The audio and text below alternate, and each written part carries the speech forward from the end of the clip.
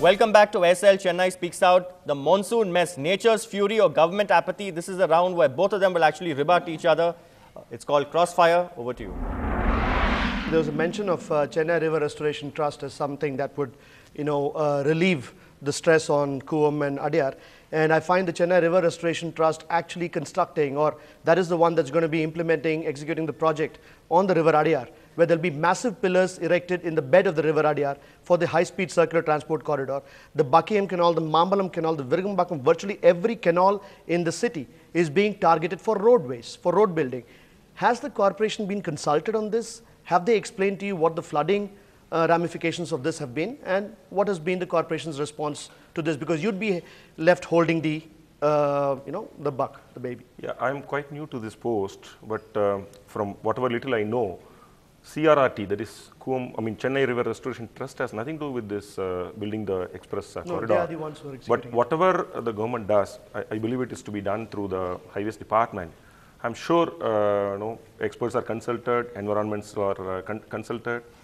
They will take enough care to ensure that this doesn't create an inundation problem. This is only to give citizens one more facility to have a quick transport facility. So I'm saying that you cannot consult the water. If you block the water from flowing, nothing can be done. The water will have to flow somewhere. When you're building pillars on the natural drainage. I'm sure whoever is executing this so 14.5 kilometers of River Kuam on the Port Madurai highway. 14.5 kilometers of that highway runs on or inside the riverbed of the River Kuam. So where is the question of the water going, naturally draining out? No, I'm not sure as to where they are trying to put the pillar and whether it will obstruct the free flow of water. But I can only say that definitely enough care would have been taken. I will definitely look into this, and then if there is a problem, anticipated problem, we will definitely take it up with the respective authorities and try to resolve it. Well, there's tremendous faith, sir. Actually, this is faith. This is not a matter of fact.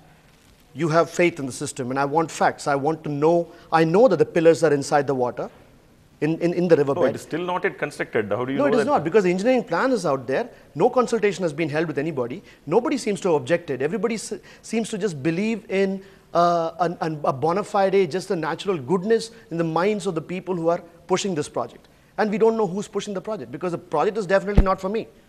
The project is not for the 100,000 households that are going to be evicted. The project is for somebody else. I don't know who it's for. No, it's for the citizens to have a better. It is for car drivers. It is not for public transport users. Okay. So we have the Chennai Beach Expressway, which is being constructed only for private transport. It is not as if the fisherman is going to take his headload of fish and go up. 14 fishing villages are going to be evicted. It is not for them. But Chennai, even as we are coming to the Ndtv, we found it so difficult. Every day from Monday through Friday, 900 new vehicles are registered with no addition of roads. There's no scope for road. Only thing to exploit, find whether you can use the river bank. Of course, they have to take the sufficient precaution that doesn't. It has happened. What you said, Buckingham, when they put the MTR, it did block water because Triplicane never used to get inundated before. Now it has happened. But I hope that when they do that, they will be taking precaution. I'm saying if you ask the wrong question, you get the wrong answer. If you say, how do we accommodate 800 new cars a day? I think you'll only receive a bad answer. How do you not put 800 new cars a day into the city? Then you'd be probably heading in the right direction. How do you not put in 800 new cars? Make public transportation safer, more enjoyable, more, easier for people to use. Everybody will benefit, not just the people who are driving Scorpios. I see these large Innovas and other things driving around with one driver or just one passenger. These guys must be banned or heavily taxed. We cannot allow these things. You all are aware that Chennai is soon going to have a Chennai metro rail system. It will definitely ease out a lot of traffic in the road. It will definitely reduce a lot of two-wheelers and a lot of four-wheelers that are plying in our roads. Once these facilities are in place, I'm very confident that we'll have a much better experience in handling our roads and other transportation facilities. Every year we've heard routine promises made, quite like the ones you're making right now as well. That next year, once the monsoon recedes, then we will cover up, we'll do patchwork, we'll lay new roads. Next year, we will not have that problem. The common citizen, sir, I'm sorry to say, has become cynical as a result, because there have been too many promises made over several decades and nothing really delivered. So I'm sure 2011 Northeast monsoon also will have still people, waterlogging, waist deep water, people not able to go out of their homes. Also, when you lay new roads, you don't scrape off the existing thing. You keep putting laying new roads on top, and then as a result, somebody cannot open their gate in their home sometimes. No, to address this, actually, in all the roads that I just now mentioned, about 120 roads, we are going to do what is called as cold milling. We will dig up 4 inches of the existing road and then relay the road. In all these 120 roads that I am telling you, you please call me sometime in February or March first week. I will be very confident to come here with a list of roads and then demonstrate. In February or March, we'll do a special show on this since you've given us this open invitation. We'll do a special show. Keep it sometime towards March end. I would have completed all my work by the time. All right, end of March. Okay, I hope it's not the Ides of March. Yes, Raj? What do you feel about the monsoon preparedness as such? Because we don't really get flash floods. We know that the monsoon is going to strike. We know it's going to happen by mid-October. But why is that why is that the authorities are always sort of caught on the wrong foot? They don't know as if suddenly it's happened. Why do they dig up roads, for instance, before the monsoon? We have worked with the corporation on certain road projects, yeah. And I can tell you, I have nothing but sympathy for the officials of every government agency. I'm telling you this. As an activist, I'm supposed to be attacking government. You have some work done? It's amazing that you look at an executive engineer. Yeah? Average citizen, when you sit in this person's office, a person calls and says, there's a dustbin broken near my house, come and fix it. So he immediately sends off or something. He immediately sends? Yeah, you will be surprised. In fact, a cynical man or a non-cynical man became less cynical. Because you'll be amazed. He comes to the road to work with you on some projects and so on at 11 o'clock in the evening. Why? Because morning he was doing election duty. The previous night he was doing some distribution of something duty.